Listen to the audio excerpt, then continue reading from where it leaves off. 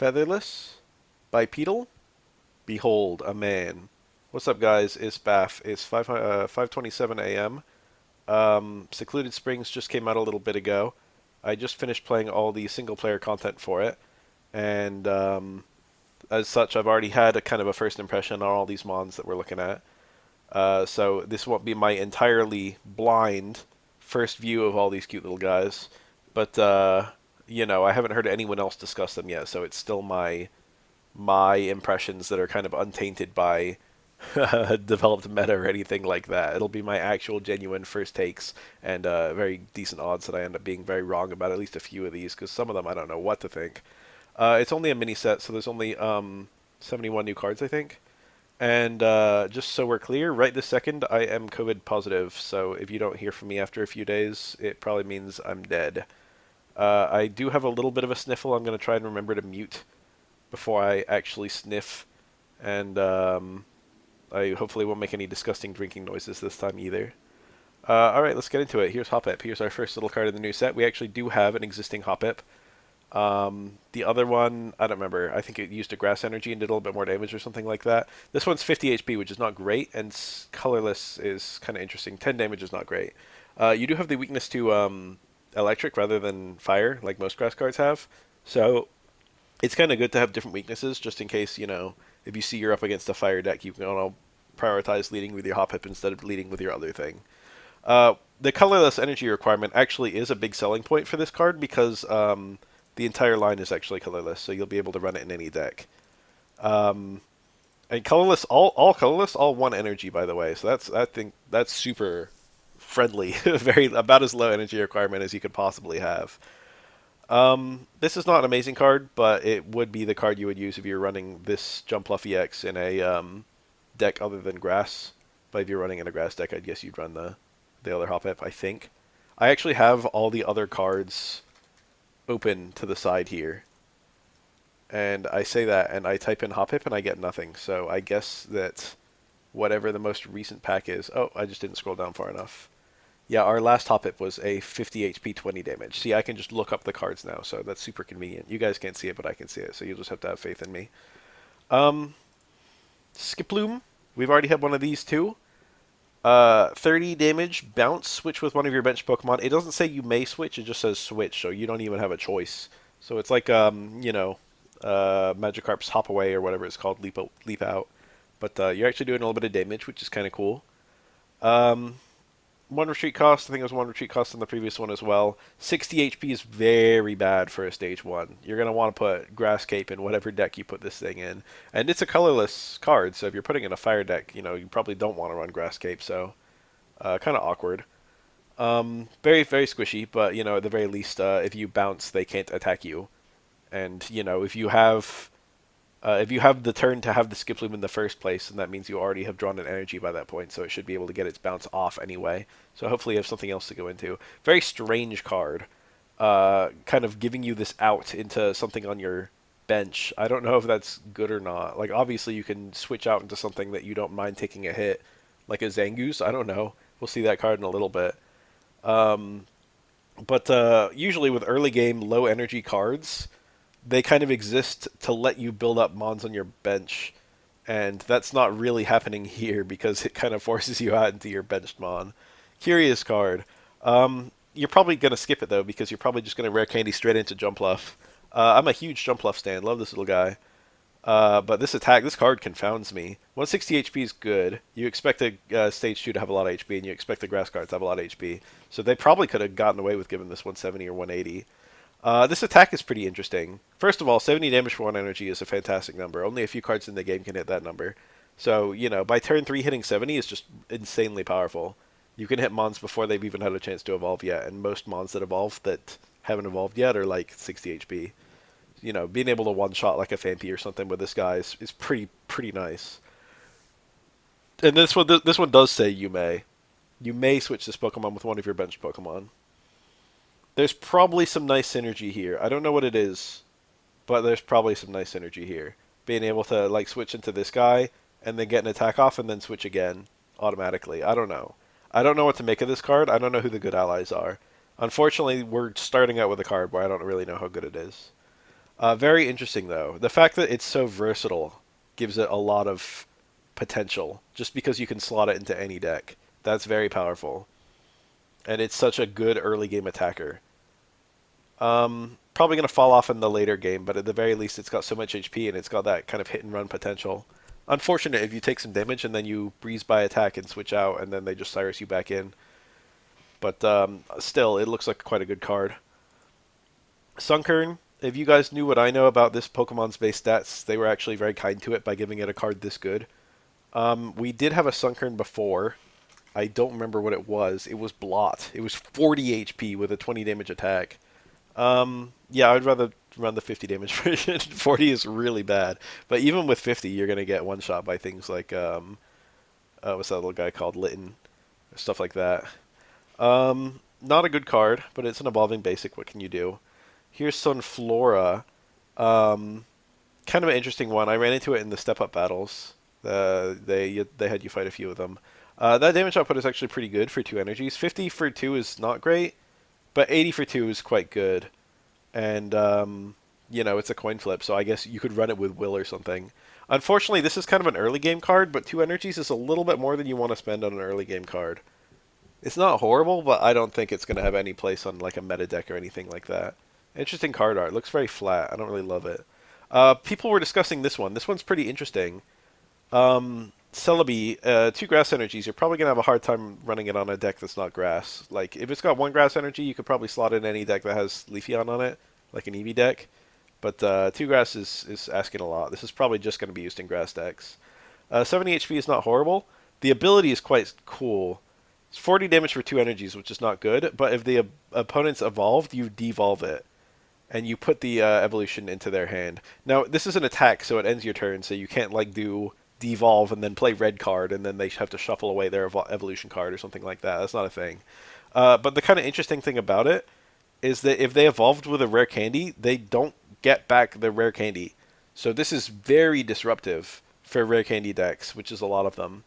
Another thing about it that's kind of interesting is that devolving someone reduces their HP cap. So if you have a Incineroar, and it's got like 170 HP or whatever the number is, and then you devolve it. It's already got 40 damage on it. Then you use this move on it, and it devolves back through its rare candy into a Litten. Litten only has 60 HP, so if it's missing 80 HP, it's dead. So the reduction in the HP total can be really good. Unfortunately, most evolved Pokemon have more than 40 health, so you're gonna need prior damage in order to get that kind of like kill like that.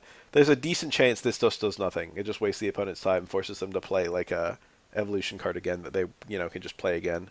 But it is really good against rare candy mons. There's some real potential for this one. I'm not really sure how good it truly is, but at the very least, it takes very little space in the deck. It's just like a single card that you can just put into a grass deck. Needs no support, needs no help. Kind of interesting. Might be worth trying out. We got Durant. I'm happy to see this guy as a grass card and not a metal card. Really interesting attack effect. It's kind of like on the cusp of being good, I think. This is probably playable, really. This doesn't look like a playable card, but I promise I think it's probably okay. Discard effects are super rare in Pocket, and they're quite powerful because you have so few cards. It is really disruptive if the Durant Mountain munches you and you lose your Professor's Research or your EX Evolution or something like that. That is just like that can really set you back. 2 energies is a bit much to put into a mon that has no real potential besides this.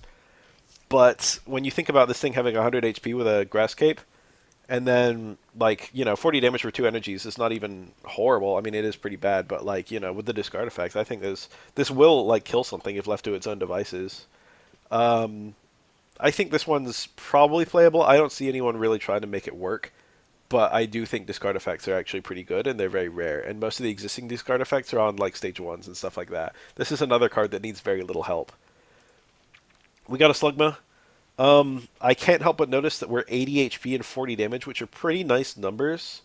With a basic that needs 2 energies to attack, you need the better HP than average, and you need the higher damage than average. If this was 30, it would be pretty mediocre, if this was 60 HP or 70, now the other Slugmas are both 70, so this one being 80 is like more than the other Slugmas. But because you have the extra HP and you have the extra damage, I actually feel like this is a worthy contender for one of the other Slugmas. I think the original Slugma they introduced is probably the best one. The one that's just like 20 damage for 1 energy and it's uh, 70 HP. Is that right? Slugma. Yes. That one's probably the best one. A2 Slugma. But this one is actually one that you could run. Now the Macargo, I'm a big fan of the Macargo that melts things, the one that does 150 damage on random targets. Um, this one is nowhere close to me. I think that that Macargo just does everything. That Macargo is really fun to use. That one has actual like extremely disruptive potential for its extremely high damage output on its second energy.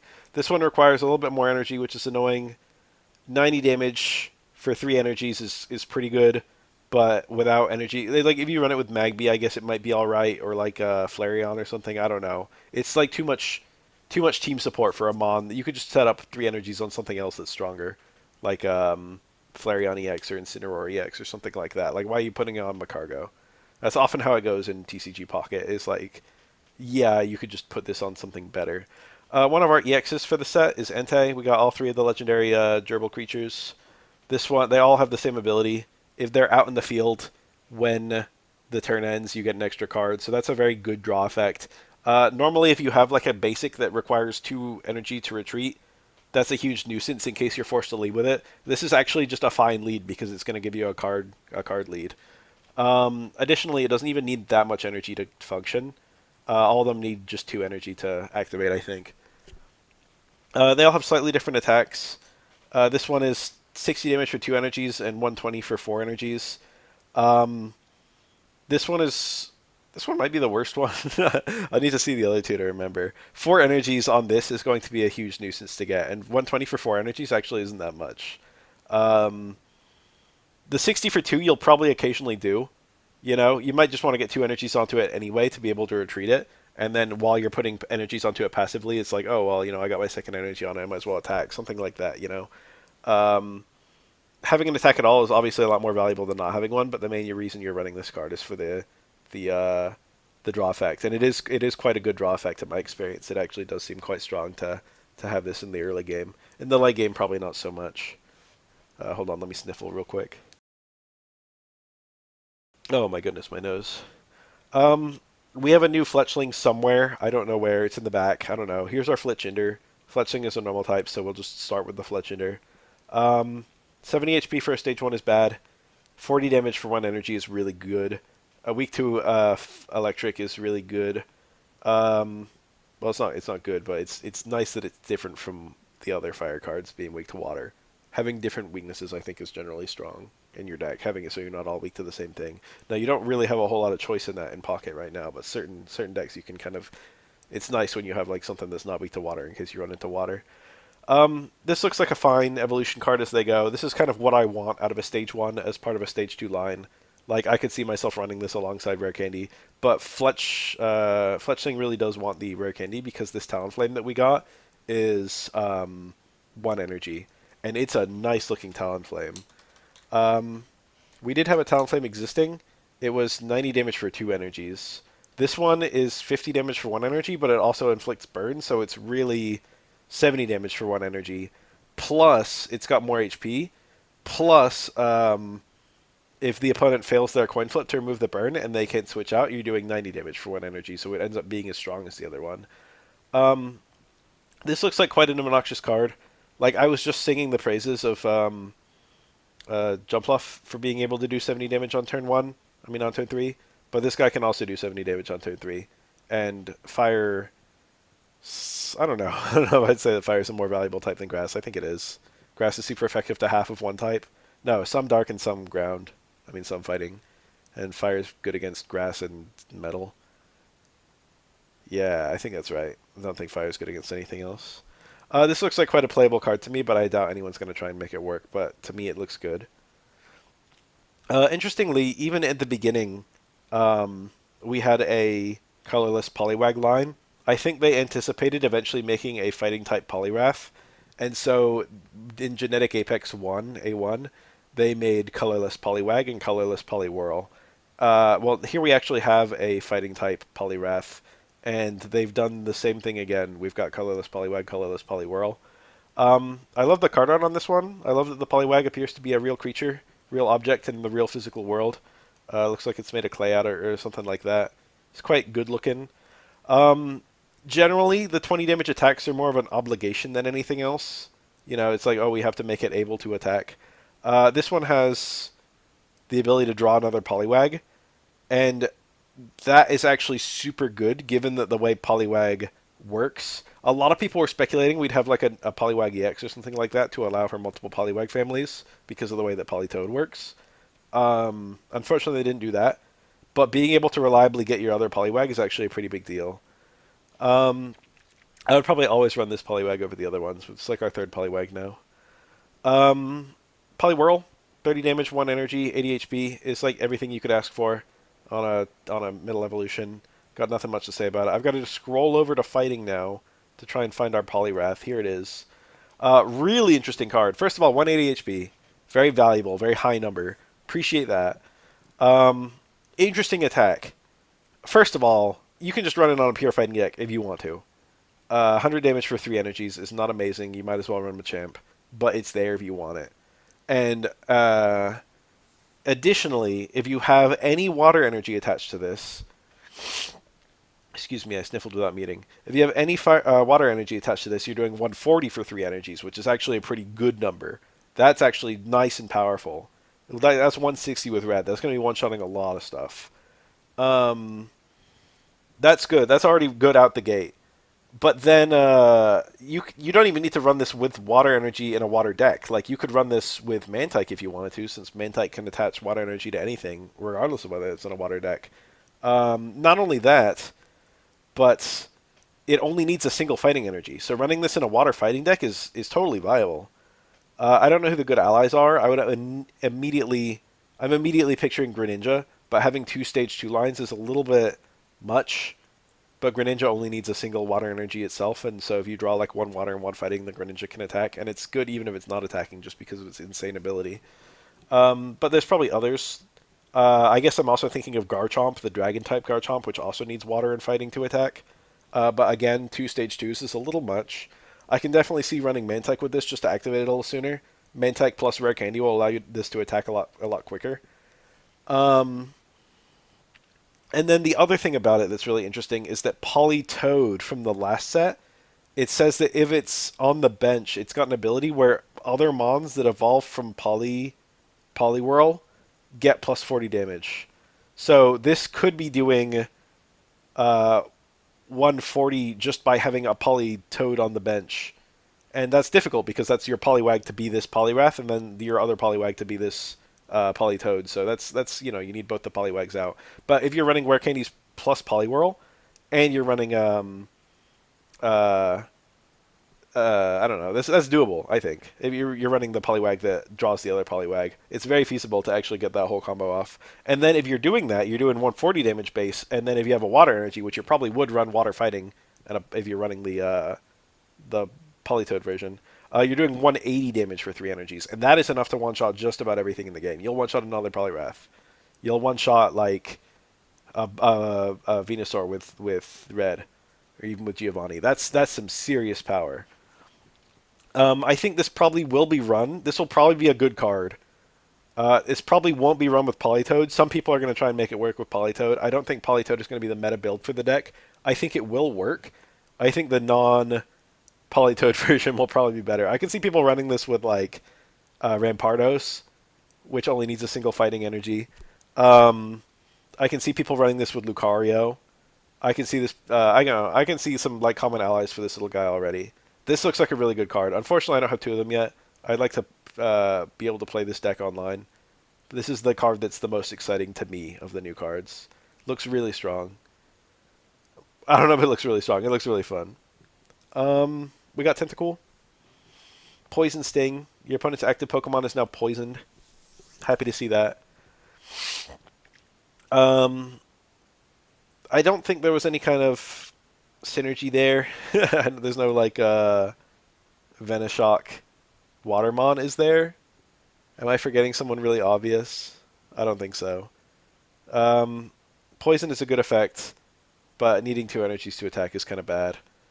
Probably not your tentacle of choice. I think we had a 70 HP tentacle earlier. That's probably good just for survivability. This one's pretty interesting. Tentacruel with stun poison. Flip a coin if heads. The opponent's active Pokemon is now poisoned and paralyzed. First of all, that's really 60 damage with the poison and 70 if they don't switch out on the following turn. Second of all, Will makes that guaranteed. The energy requirement is a bit high. It is a little bit better now that we've got Mantike, but that is very expensive, and it's not that high of damage. Especially for 3 energies, the damage is pretty bad, even factoring in the poison. But probably a playable card, probably just kind of like pack filler, though. I don't really expect anyone to try and really make it work into a deck. We've had some Slowpokes before. They've been like Psychic-type Slowpokes. Actually, I think they've all been Psychic-type up until this point, so now we've got a Water-type Slowpoke. Looks like a bog standard evolving card. And then we have this one. I think this one was in the trailer or something. I don't know. I think I've already seen it before now. Hold on, let me sniffle. 1 energy, 50 damage times the number of tools you discard. That is a really interesting card effect. We now have a lot of tools. We actually had like 2 new tools introduced this set. That I can see a couple immediate problems with this card, but also some things about it that are immediately good. First of all, it's only a stage 1, so that is really nice. It activates pretty quickly. 130 HP on a stage 1 is also pretty good. A lot of stage 1s are just chilling with like 100 HP. And then this card effect is only a single energy, and you can, like, on turn 3, you can be doing 100 damage by discarding 2 tools. And then 100 damage the next turn, 100 damage the next turn, all just depending on how many tools you have. The problem is, like, even if you're running 2 capes, 2 helmets, 2 poison barbs, 2, whatever, memory, what is that, the new item? Or the inflatable raft, 2 inflatable raft. You can only draw a certain number of cards per turn. So, eventually you're just going to run out of tools, and if you haven't won by that point, you're going to look like a fool. Another annoying thing about this card is that it's 3 energy to retreat, so, And you're going to not want to put tools on it because you're going to want to discard those tools for the power. So it's a really good rushdown card, but you burn bright and then you burn out, We do have a lot of support for this card, just to bring it up now before I forget. First of all, we have the inflatable boat as a new tool, and the memory light as a new tool. And the memory light can additionally be equipped to the slope road, or the Soaking, just so it can attack without like discarding tools. If you only need to do 20 more damage, you can use the Slowpoke's attack. But then that's just 50 damage you didn't get by being able to discard this, so maybe that's not worth it. But then we also have this thing. Look at the top 4 cards of your deck. Put all of your Pokemon tool cards you find there into your hand. Shuffle the other cards back into your deck. So this allows you to get a bunch of Pokemon tools. And then we also have that Ambipom from last set that lets you draw tools. So you could make an all-in deck that's just get as many tools as possible and like burn them all on Slowking's attack. I think that actually probably is a feasible deck archetype now. It's probably as good as like the Wishy-Washy or like the Gyarados decks from last sets. There are a lot of gimmick water decks you can build now. I guess Sweets Relay is also a gimmick water deck in a sense. We got new Jinx. This is a water-type Jinx. Perhaps Ice-type would be more technically accurate. The HP is not great. The energy requirement is a bit annoying for a mon that only has 70 HP. The card effect is pretty good. 40 damage with a confusion effect. That's quite disruptive. The problem is it's one of those early game cards that doesn't evolve and doesn't have any real potential other than being disruptive in the early game, but you have to spend 2 turns putting energies on it. Now, if you had the inflatable raft and you have the energy switch, you actually can preserve those energies onto something else. So it's not like, end all. Like there's still potential for those energies. They're not just gone. But very decent odds the opponent gets some kind of combo going. They get their jump off up, and then they just kill your Jinx from full HP. And they're not even confused. They don't have to flip because they just, evolve. So they're, the status got cured. There's so many ways this can go wrong that I don't really think it's worth exploring. Here's another one of our EX cards. Second to last one. Pretty good one, actually. I take it back. This is probably the best one. 2 energies is not too expensive. First of all, it's mostly useful for its draw effect. Still 140 HP, still draws a card at the end of the turn as long as it's active. So it lets you get an early game lead on your cards, and it's just good anytime in the game. 2 energies, and it does 20 damage times all benched Pokemon. So half of that is in your control and half of it isn't. If the opponent's not playing ball, they're not benching any Mons, you might be doing as little as 60 per turn. And if you're not getting lucky with your own benched Mons, you might be doing as little as 20 or 40 per turn. And that's unfortunate when that happens. Um, but just as an example, like Pikachu decks, Pikachu EX wants to fill out its bench, you know? And a lot of other deck archetypes want to fill out their bench, like Sylveon. And this guy is doing 120 damage, which is enough to one-shot Pikachu EX. It's enough to one-shot Sylveon, stuff like that. When there's full benches on both sides, this card is absurdly destructive. Doing 120 damage per turn for 2 energies is really good, while also having the really good draw effect. This looks like a very good card, and it also looks like a good card that's not relying on Misty. That's a thing I'm sure you guys have been talking about. I mean, I'm sure you've heard the discourse, rather, not that you've been talking about it necessarily. But the current discourse with Water is that it's the worst type in the game, and it's because so many cards would become broken with good Misty flips that they can't, like, balance it properly anymore because of Misty existing. Stuff like that. But this is a card that doesn't really rely on Misty at all, but isn't really broken in the early game if you get good Misty flips. And it doesn't require that many energies to activate, so you're not really you don't need to run it Misty on a deck with this thing. So it kind of works regardless of Misty. It's a well-designed card in my opinion. Definitely has potential to do a lot of destructive stuff. You do have a little bit of counterplay against it when you're fighting it, but sometimes you have to bench mons just to start getting your like some kind of setup. And so, you know, you're going to be raising damage against yourself. We got a Phoebus. It's just Magikarp, which is, if you know about Phoebus, it really is just Magikarp. They've got the same base stats, just redistributed. 30 HP and Leap Out. It's the same as Magikarp. Pretty bad card. I'm sure you guys know this is not a good card. But the point you run it is you run it with Melodic. This is not as good of a card as Gyarados is, I think, but it is interesting, and it probably is viable for some particular decks. When you evolve Phoebus to Magikarp, Phoebus to Melodic, you heal 60 HP from one of your water Pokemon. Now, it does have to be a water Pokemon, so you can't just run this in any deck. But 60 HP is quite a large heal. One other little consideration is that the heal happens when you evolve, so you're going to try and not evolve as long as possible, which makes this Phoebus a huge liability for things like Sabrina or mons that hit the bench, like, I don't know, Garchomp or something like that, Garchomp EX. So a little bit of dangerous to run, and there's always the possibility that you're forced to lead with it. But that heal effect is quite decent, and then the card itself is actually not bad. 120 HP is good. 60 damage for 2 energies is acceptable. I won't call it good, but like that's about the benchmark, where if you're doing more than that, you're playable. Probably an okay card. Here we've got Mantike. It's basically, it's not outright better than Manaphy, but it's occupying a very similar space, and it's probably better overall. First of all, Manaphy can only attack once it has an energy.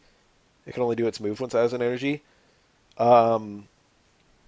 Whereas this thing can do it immediately, which also means that if you go first, this thing can put an energy on the bench like on turn 1, whereas Manaphy has to wait until turn 3. So it's better in that way. And then it also is the free retreat cost, and it doesn't require energy itself. So you don't have to ever put an energy on it. Which, you know, Manaphy, you had to put at least 1 energy on it, and then you got that energy back plus 1 extra on the first time it did its attack.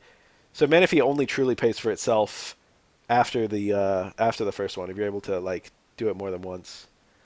Looking like a really nice card. This activates a lot of Watermons much more reliably than Manaphy does, and much more reliably than Misty does. So I think this will be the preferred way of having like high energy Watermons going forward. Like this already is like a great ally for Origin Form Palkia, and that's definitely not the way that people are going to be using it going forward. But I'm just saying, like, even other cards that have kind of fallen by the wayside will get immense help from this. It does just die instantly if it's attacked by almost anything, and it is a free point for your opponent if that happens. So you know you do have to be a little bit wary of that. But I think this is going to be a very good early game card that makes other decks kind of work more reliably. Kind of like in the same vein as Magby and Pichu, but kind of better than them because water's kind of better than them. I don't know. And it works alongside Energy Switch and stuff too, so you're kind of versatile. And it also works alongside the inflatable raft thing. You've got good potential to save your water energies and pass them around. Or like Vaporeon even, although I haven't seen anyone run that in a long time. We got a Cryogonal. I think this is going to be a good card. This is like, I think one of the Glaceons did this, or something. The Rotom Fridge did this. No, Rotom Fridge hit everything. I don't remember. Yeah, I think one of the Glaceons. This doesn't need to evolve, and it does 40 damage to one of your opponent's bench Pokemon, or one of your opponent's Pokemon. So it's like a Minior, I guess, but it's a Water type. Did Minior hit anything, or did it just hit bench mons? Yeah, this is just the same card as Minior. It's literally the same. They just have a different type and a different weakness. No one used Minior. People might use this. One kind of cool thing about this benchmark is that you get to one-shot fossils. So first of all, we had a little meteor that killed dinosaurs, and now we got an ice snowflake that kills dinosaurs. That's actually pretty funny. Um, Whatever. Probably a playable card. I doubt anyone's going to actually use it. We got our third gerbil. Once again, draw a card at the end of the turn if this is your lead mon. It's a little bit less HP than the others. They do not like electric types having a lot of HP. Unfortunate. The attack is lower damage. The other two could both hit 120. This one's damage cap is 60. And it's 60 plus 10 damage to a bench mom, which is just kind of an obligation, like nice effect. Like, yeah, that's better than just doing 60, but it's not that good. Um, Electric decks are kind of faster than other types, so getting early game draws is kind of more powerful, I think. Like, if you can lead with this and you get like a card edge in the first like 4 turns, you can actually like rapidly win. It just depends on luck, but like, this kind of removes luck from the equation. It's a good looking card. You do get your new card at the end of the turn, which means, you might draw something that you don't even get the chance to use because the opponent silvers it away or red cards it away. You don't get your Zeraora and get to play it. I don't know. Probably a good card, probably worth playing, but probably the worst of the three. But maybe actually still the best of the three because of the way that electric works. It's still got potential. It's not bad. We got a Dynamo that has 40. I think the other Dynamos had 30. Uh, it's cute anyway. 40 HP. It's got a free retreat cost. That's something. It's a really bad card. But maybe it'll be saved by its evolutions. First of all, 90 HP electric is pretty good. 2 energies for 50 damage is not astonishing, but you actually have a lot of things that hit that benchmark, like Zeraora or Oricorio. Jeez Louise, what a sentence. Um, Potential, I guess. It gets to attack. It can kill things. 50 is a nice benchmark with the electric type because a lot of things are weak to electric. And that HP, it's a hell of a lot better than Dynamo's 40. And then we have Electros. 150 HP is actually astonishingly good for an electric type. Like, we had 160 for the Alolan Golem that sucked, and then we had 150 for Ampharos, and now we got 150 for this. We got very few electric cards with high HP. This is one of them. Um, Attacking yourself kind of makes that HP effectively lower than it would have been, so that's really annoying. Also, 3 energies is pretty pricey. With Pichu, it's not so bad. Or with Zeraora plus Energy Switch, you actually have a lot of ways of mitigating this. Like, Dynamo plus Rare Candy plus Zeraora plus Energy Switch, this thing can activate pretty quickly. Like, you can get this guy up actually like by turn 3 even, or at least by turn 5. Um, and 120 is quite a lot of damage. But the damage to yourself, the high retreat cost, there's a lot of things working against this card too. Maybe you run it with healing. Maybe you run it with potion or Pokemon Center Lady or stuff like that. Probably playable. We got a lot of cards that are like kind of playable in this set. This one is probably not playable. I don't know the possible incentive you could ever have to run this card over Oricorio. Oricorio is also doing 50 damage from 2 energies, but it's also a cheaper retreat cost and takes 0 damage from all EX mons. Meanwhile, this thing just sits here on a stump and looks stupid. 90 HP is a little better anyway. 2 retreat cost is super annoying. I would never run this. This looks bad. Run Zeraora, run Oricorio, run any of the electric type EX cards that are all basics for some reason. We got Yamper, bog standard evolving basic, and then we got a Boltund. This one's kind of cool. This Pokemon has any damage on it. This attack can be used for 1 energy. Now the opponent can play around that to some degree, but it's still kind of good. There aren't great ways of hurting your own mons. There's like what's that, Mimikyu, but yeah, you can't do that. But if they just, they in order to do 120 damage to you, they have to hit you. And if it's an inconvenient way of like, if they can't do all that in one go, you could potentially get an attack off early. Doesn't look like a good card, looks gimmicky, but it's a pretty interesting gimmick and there might be something to it. I'm not sure. Misdreavus, we had a Mismagius EX, and thus we've had and we had an event Misdreavus actually. So we've had this is our third Misdreavus now. This is probably the best one, although it's hard to say because they all have their little upsides. First of all, there was one that had no ability but was otherwise identical to this, except had 60 HP. So you're paying a price of 10 HP to have this ability. Once during your turn, when you put this Pokemon from your hand into your bench, you may have the opponent reveal their hand. So that's kind of cool. Being able to see the opponent's hand, that's good information. You can see if they have Sabrina, you can see if they have Cyrus, you can see if they have Red Card or Iono or Silver or anything like that. And then you can make decisions accordingly. You can see if they have Guzma and choose not to put on your tools or something like that. That's free information. It's objectively very valuable. Might not help you, might help you. You can see if they have Rare Candy and their Evolution card, and you can use that to decide whether you Red Card or not. There's a lot of potential to that.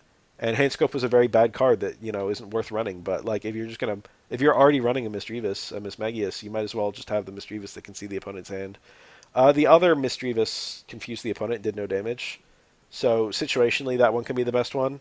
But I think this is probably the one I'd run going forward if it's me. The new Mismagius is pretty interesting. Cursed Pros.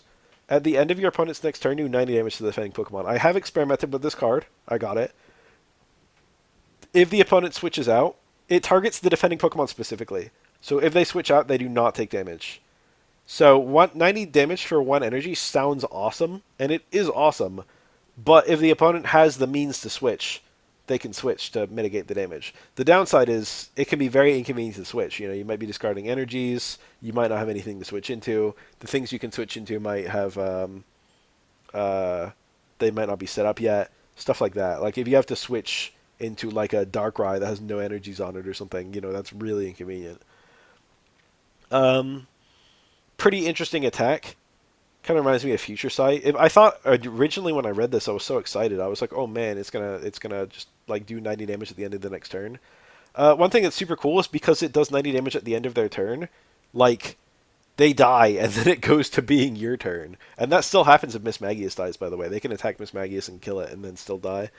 But like because they are forced to go into the new mon and it becomes your turn, you have a lot of freedom. You can immediately play your Sabrina or immediately kill them before they like have a chance to. They can be forced out into their EX mon and then you get the first attack on it. Stuff like that. Who knows? A lot of potential here.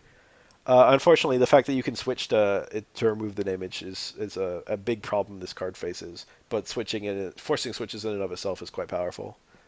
Probably playable. Very weird. Galarian Corsola. I don't know who asked for this. It's kind of cute. And then we have Galarian Cursula. This is one of the most interesting cards. I hope I never face it on the ladder. This card looks insanely annoying. 80 HP is horrible. 60 damage for 2 energies is the benchmark for being okay. And then its ability, if it gets knocked out by damage from an attack, you flip a coin and, like, the mon that kills you also dies. That is so disruptive. If it's like a Stokezard or something like that, if you get to kill a mon from full HP for free 50% of the time, there's numerous problems with this. First of all, you're really bringing the game down to luck. It's just did that coin flip go or not is going to actually be like a huge deciding factor if you're running this in a deck. You cannot use it with Will because it happens on the opponent's turn and not on your turn, and Will just disappears as soon as the turn ends. So it's there's no way to make it 100% or anything like that. And it only works with attacks, so if the opponent has some means of killing you with passive damage, such as poison or Darkrai's little ability attack, or Greninja's little ability attack, or hitting it from the bench or something like that. Or they can force you to switch out, with Cyrus or Sabrina. There's so many different ways that this you can kind of play around this ability. It's not like busted, and even if the opponent is forced to kill Cursula, there's a 50% chance this does nothing anyway. But it is still an extremely, extremely obnoxious effect. Very powerful. I guess they could also try and kill you with a mon they don't care about, but that also might force a switch, and that's, got its own downsides. We got Latias and Latios. They're obviously intended to be used together. Latias is kind of the early game card. It's kind of it is early game, but it's also the card you need to periodically keep going back to. Um, it does 20 damage. It's 90 HP, 20 damage for 1 energy, which is already not amazing, but pretty good for survivability. So 90 HP is quite a lot. And then you're also doing 40 damage for 1 energy, which actually kind of is amazing um, if you have Latios on the bench. Now, it's very feasible that you just draw Latios and Latios in your opening hand, or like Pokeball for one of them. And if that happens, you're going to be doing 40 damage as early as turn 2. And that's pretty nice. And then you also have this effect on Latios, where if Latios is in play, Latios retreats for free. And that's very important because this mod not only discards all its energies, but also has a retreat cost of 2. So it's really big that you get that Latios on the... This card almost doesn't function without Latios. 3 energies for 120 damage is okay. It's pretty good for a non-EX mon. Works well with Gardevoir, I guess. Probably works well with Dawn or something like that. Um, Good with red, hitting some important benchmarks. And then once you get your big attack off, you can just free switch back into Latios and then just like go back to attacking while spending your benched energies on Latios. So like, Latios attacks and kills something, and then the opponent, switches out and hates you. And then you put your 1 energy on Latios and then go to Latios and like attack. And you could even before switching, you could have Gardevoir attach an energy to you, and then the next turn you could like just retreat back into Latios, and you put on your other energy or do your other Gardevoir energy attach or what have you. If you have Gardevoir up, you can spend 1 turn attaching to Latios and get it to 3 instead of 2. And it can spend one of the other turn getting an energy onto Latios for the energy as to discard to get Latios in. So both of these cards plus Gardevoir is a really powerful combination where you're doing 40 or 120, like alternating turns. Now neither of them has that much HP. They're like decent numbers, but they're not super high. But the Step Up Battle used a Rescue Scarf. So if one of them dies and you don't have another one, like, you might have 2 Latios in your hand, but only 1 Latios. You could put your Rescue Scarf on your Latios, and that way if it dies, you can just immediately get it back and play it again. Um, Decent potential there, and they're both basics, so you do have a lot of room in your deck for like other mons, like a multi-stage line, such as Gardevoir. Without Gardevoir, I don't know how viable it truly is, but with Gardevoir, it looks pretty obnoxious if it gets going. But that's a big if. We got a Frillish. We got both of them. I love how whenever there's like a mon that has multiple forms, they put all of them in the card art. This one does not look too amazing. 10 damage, heal 10 HP, it's evolving basic. And then we have Jellicent. 3 energies for 80. 110 HP is pretty good for a stage 1. 3 energies is very pricey. And 80 isn't really enough to justify that. This is probably not a good card. It's cute anyway. We got Diglett. Colorless. There's presently no reason to have a Colorless Diglett. This cannot evolve into a Lowland Dugtrio because it needs to be the Lowland Diglett. So, you can't run this in a metal deck. Well, you can, but you wouldn't. I don't know why we got this. You'd rather just run the Genetic Apex one, I think. Oh, actually, I think the Genetic Apex one might be 50 HP. So, forget Colorless. Having the extra HP is probably... the other one's 50. Having the extra HP probably does make this the better Diglett card now. So take back everything I just said. What else? This guy? Pretty good card, actually. I don't know. It's funny anyway. It's 1 energy for 40 damage, which is actually pretty good. It's not amazing, but it's pretty good. And then you discard the top card of your deck. You discard your own card. And if it happens to be a fighting Pokemon, you do 100 for 1 energy. 100 for 1 energy is awesome. That is an insanely disruptive card. The problem is you're not going to be discarding a fighting type card all the time. And if you are, you're probably discarding something good. Like, it's a very, very real possibility that you're discarding your Lucario or something like that. And you like permanently miss out on having a Lucario that battle.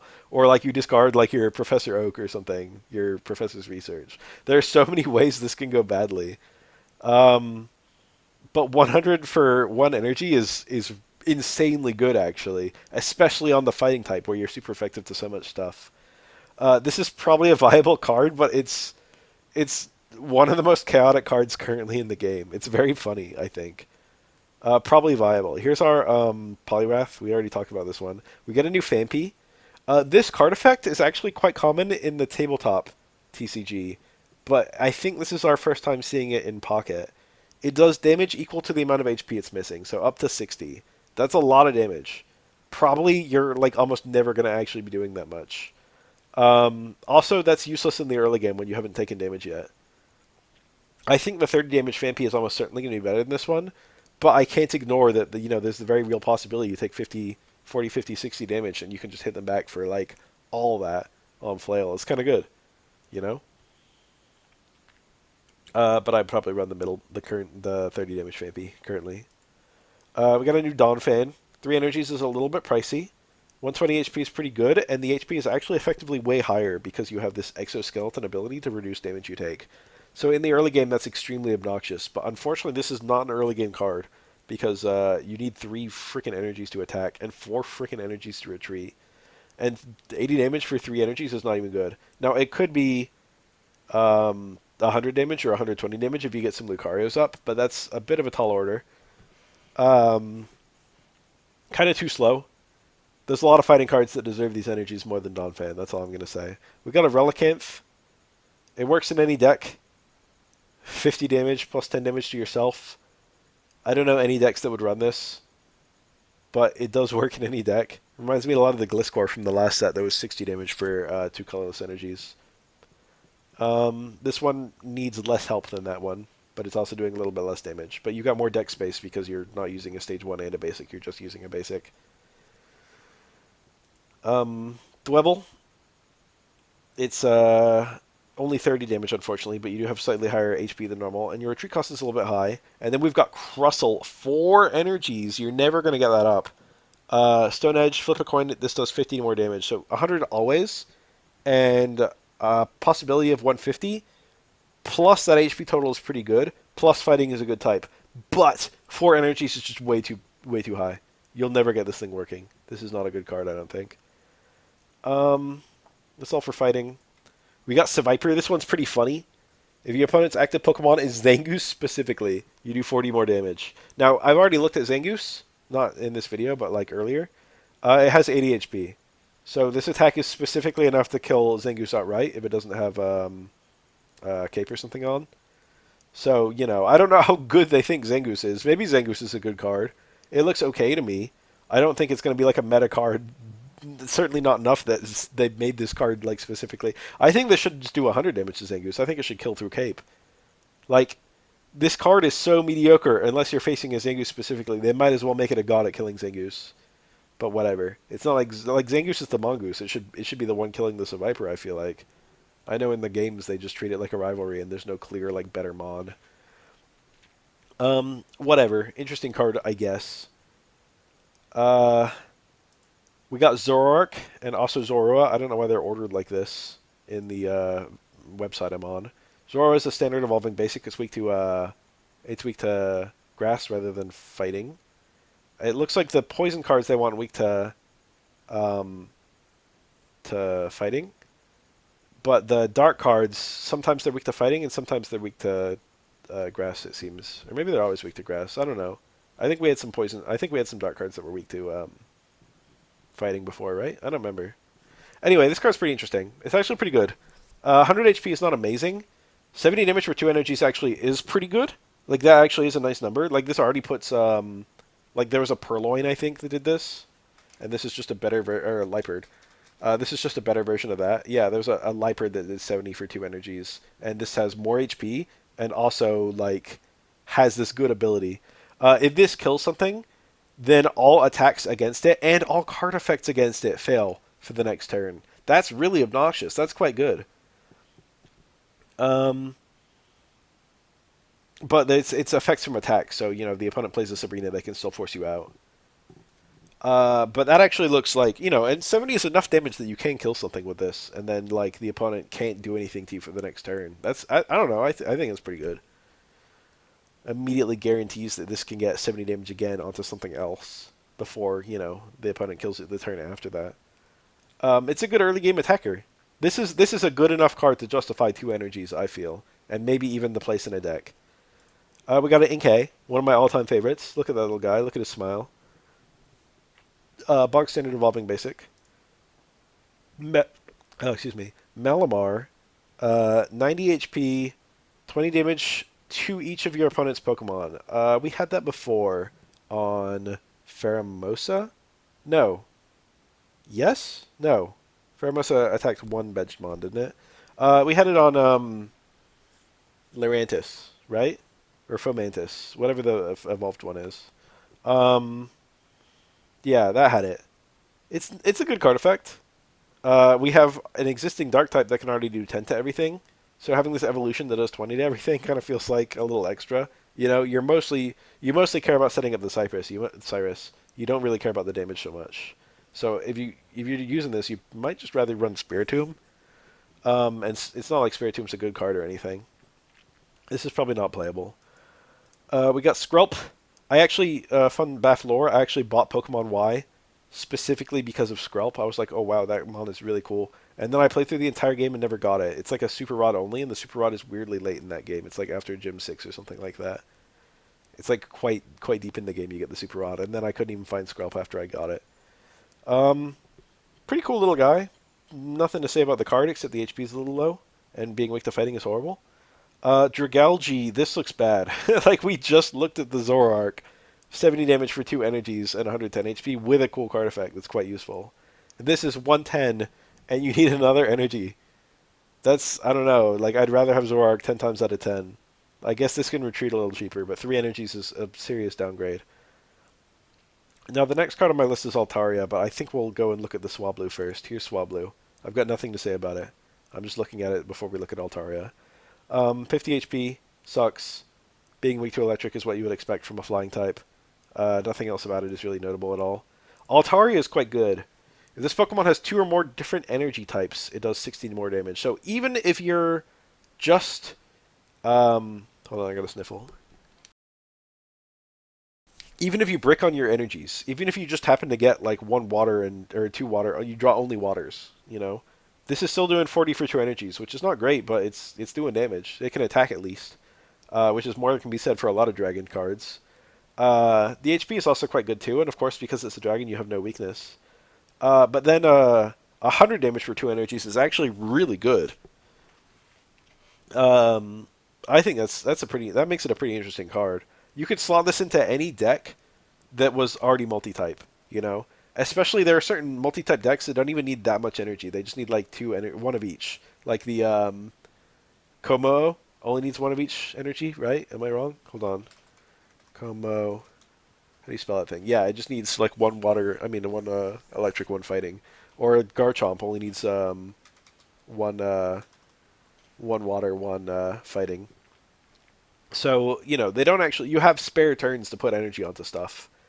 And if you're running a multi-type deck, you know you got time to put 2 energies onto this, and then you got 2 energies for 100 damage. That's pretty decent. It does take up a lot of space in the deck because you've got the 2 Altarias plus the 2 Swablus. It could potentially be used to kill a Oricorio. 100 damage is enough to kill Oricorio through Cape if you're running it on a Dragonite deck, for example. You could make room for this. And then it can be really easy to get different types of energies if you're running like the new mons, the babies that generate specific energies. So, you know, there's a potential with that. It's the only dragon card from our new set. Here's Farfetch'd. It would take a lot to dethrone the king. And this one's close, but it's not quite there. I think if this was 70 damage, this would be almost as good as the other Farfetch'd, and maybe worth considering. I don't think this is currently worth considering.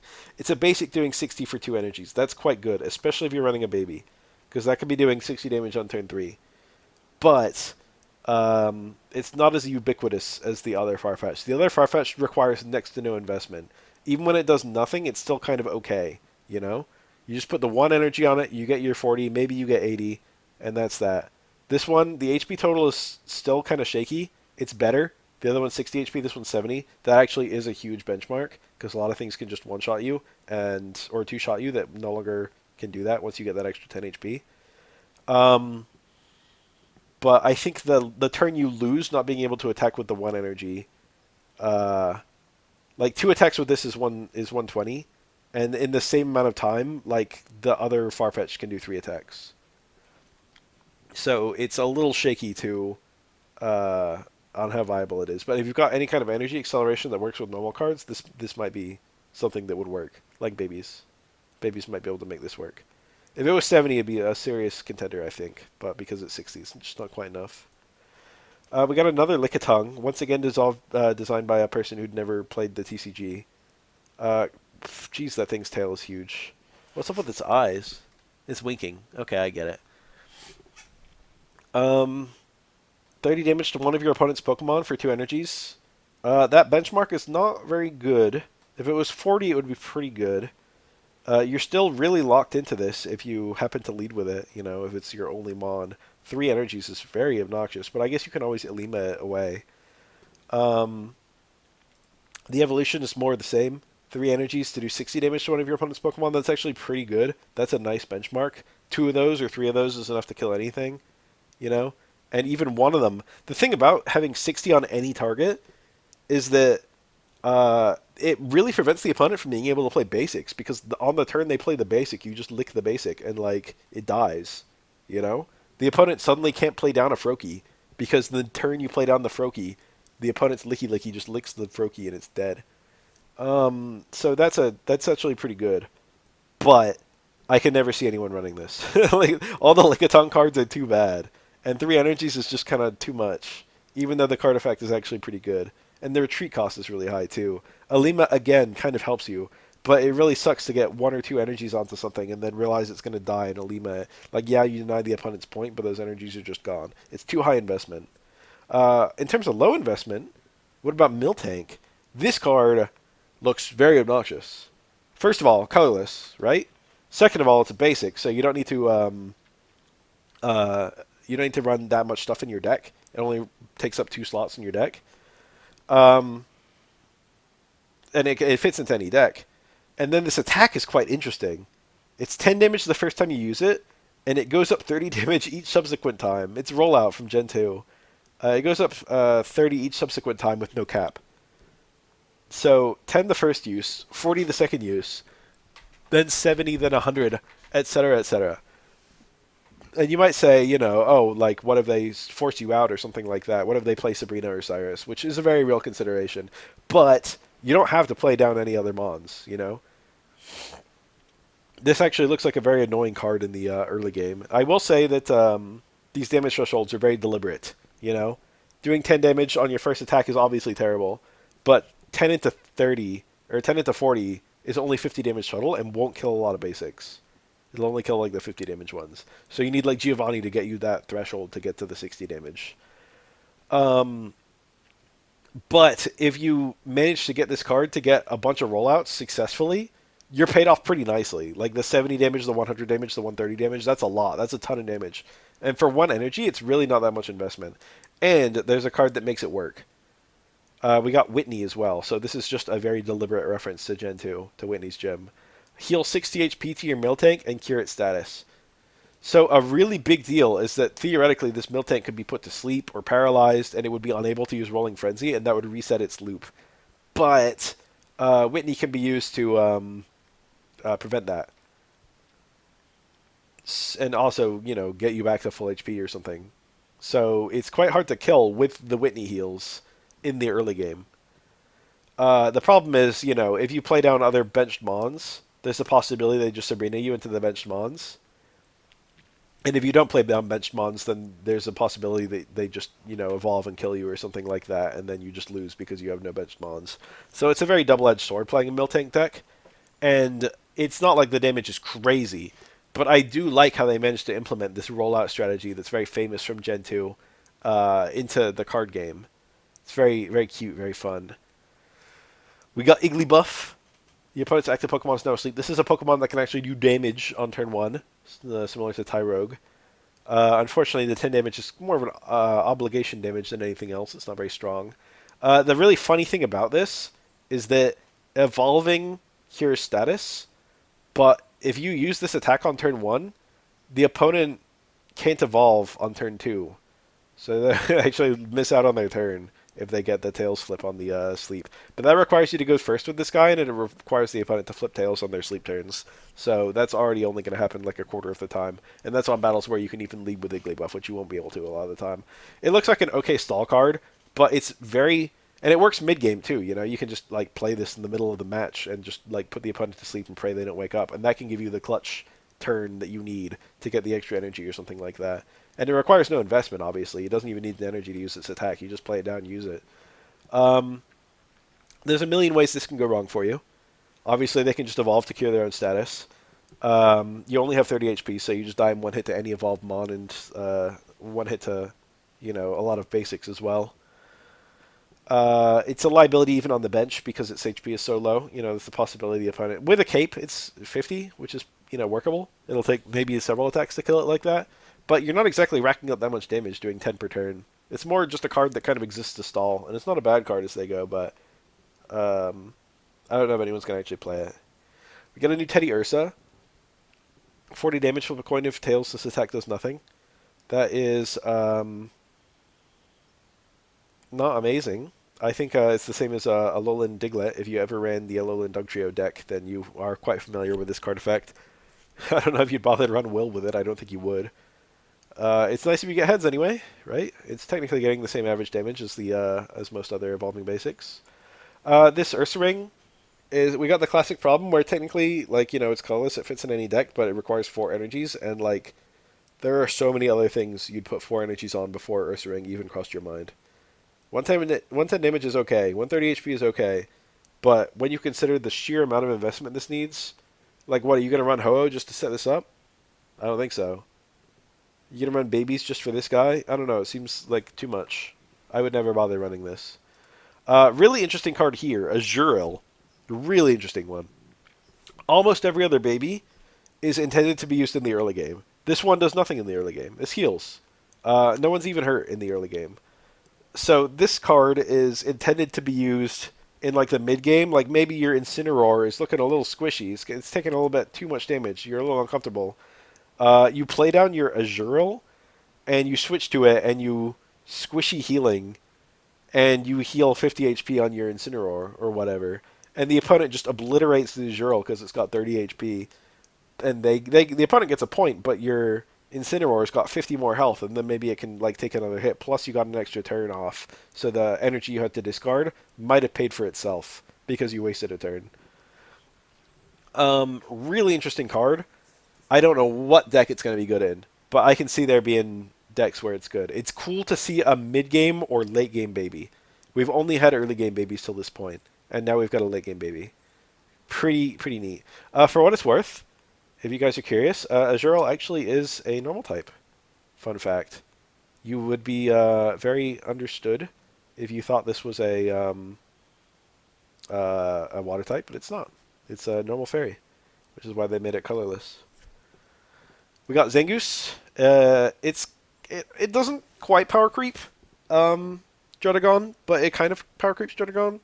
It has the same ability that Druddigon has, where it's got like a Rocky Helmet effect permanently, and then you can obviously just put a Rocky Helmet on it to double it. But Druddigon basically couldn't attack, and this one can attack very easily in any deck. This one's doing 50 for 2 energies. Now that's not a great attack, it's the same as Oricorio, but it's the ability to do damage at all is valuable. And that 50 is a lot better after they just took 20 from the counterattack, or they just took 40 from the counterattack plus helmet, or they just took 30 from the counterattack plus poison barb damage. The HP is a little lower than Druddigon, which is unfortunate. Having only 80 instead of 100 is actually a pretty significant loss. Because the whole thing about this mod is you want it to get hit as much as possible to proc counterattack as much as possible to optimize your damage. But if you have 80 and you could die in one hit, then Druddigon would have gotten hit twice.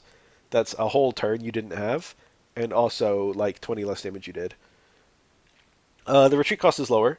Druddigon often required you to run Leaf. This one, you could just get away with X speed, or even just discard energies, So it's a lot easier to get out than Druddigon. That's actually a pretty big deal. Very similar card. I think I would rather run this than Druddigon. I think it's generally better, just because it can attack. Here's our Fletchinder. Finally, our Fletchling. Finally, this is our last card in our set, and we already looked at its evolutions. 10 damage with a coin flip for 40 damage, and 50 HP. 50 HP is bad. 25 average, I guess. So technically better than normal. 10 damage is not a good benchmark. 40 damage is a good benchmark, but 40 plus 10 is actually not good, and that's what's going to happen most of the time on average. Half the time you're going to have 40 plus 10, and that's only 50, which is not enough to kill a lot of basics. Um, it's a better version. It's a better version of Teddy Ursa. You know, that was coin flipping between 0 and 40. This is coin flipping between 10 and 40. So you got that going for you. Nothing much to say about it. Just exists to get Talonflame on the field. I'd probably run one of the other fletchlings. Anyway, our new trainer cards. We have the inflatable boat. This is really interesting. It made me realize that it would have been very easy to make a tool that reduces retreat costs, and they finally made one, but it's for water types specifically, which implies that they'll never do it for other types. Um, I think one of the big things they went for with water, it's harder to track what they were going for with water than the other types because it really does a lot of random things. Like water has some healing, water has some energy preservation, water has some rapid energy building. Um, it's not as clear what the goal was with water compared to the other types. Probably someone who plays the TCG proper would know immediately, and they have been sticking to some kind of weird formula that I just haven't noticed. But it feels kind of versatile. They give it a lot of different gimmicks. But I think energy preservation seems to be one of the main ones. There's a lot of different ways to preserve energy in water, and this is just one more. Um, you can, if you're running Manaphy, I guess you can put this on Manaphy and then switch out, and then the energy switch its energy off of it or something like that. This is just generally useful, Having lower retreat cost is just powerful in general. Being able to go from 1 retreat cost to 0 is very good for your like Greninja or something like that. But then also going from 2 to 1 might be really good for like your Palkia or whatever, or your Suicune. There's no like this is pretty much just better than an X speed because this is an X speed that can be used again and again. Um, that being said, this is an X speed that's destroyed by Guzma, but I can see water types just running this going forward. Being able to lower retreat cost is quite powerful. This is probably the most interesting card in the new set. Is it good? I don't know. My initial impression was that it probably wouldn't be good, but I've kind of thought about some of the things it can do. I haven't looked through the whole roster of Pokemon cards to see what the really good abusers would be yet. I think there will be some really good abusers. You can use attacks from your prior evolutions. I have not yet looked at whether this works with Rare Candy. I imagine it doesn't. I imagine if you use a Rare Candy, you can only use attacks from your basic and not from your stage 1, because it doesn't know what stage 1 you would be using. But what does this do, here's some initial impressions from me. First of all, if you don't have enough energy, this allows you to use your prior evolutions, which might have lower energy costs. Let's say you got a Machamp, you rare candy your Machop into a Machamp, but you don't have 3 fighting energy on it yet. This allows you to use Machop's, 2 energy or 1 energy attack, depending on which Machop you're using. There was a 2 energy Machop, wasn't there? I actually forgot. No? That's right, the Machops differed on their retreat cost. Never mind. False alarm. Bad example. It gives you the ability to use Machop's attack so that you're not just doing nothing, for example. Or if you've got a card with a really restrictive effect, like let's say Ampharos does 20 damage to itself on a coin flip. If you use the Memory Light, you can use Flaffy's attack to do 50. If they only have 50 HP left, you don't have to risk doing 20 damage to yourself. Or if you have Infernape, which discards all its energies, if you put this on it, it lets you use Monferno's 30 damage attack instead of having to discard all your energies on the 140 attack, 140 damage Infernape attack. Stuff like that. There are going to be particular cards, I don't know what they are yet, but there are going to be particular cards that really appreciate having this. I just haven't done the deep dive to figure out what they are. There were some decks using it in the step-up battles, but I don't remember what they were. I think one of them was the Donphan, right? Or something? Or it was a Crustle. It was the Crustle was using the Dwebbles attack, which is really good because Crustle's attack is way too expensive. Being able to use Dwebbles is nice. I got my window open right now and there's leaf blowing going on outside. I hope it's not audible. If it is, I'm sorry. We're almost done. I got here Whitney, we've already looked at. Nothing to say about that card. Traveling Merchant, we got the tool. What is this based on? I've played all the Pokemon games. I don't know who this is. I'm sure it's someone. I don't think they pulled it out of nowhere. This is just a reference I don't know, but I guarantee it's a specific NPC that's quite iconic. I just don't know who it is. And then we got freaking Morty from Ekritique. It's funny seeing him. For each of your psychic Pokemon in play, look at that many cards from the top of your opponent's deck and put them back in any order. Now, it's very possible to use this with just like two psychic mons in play.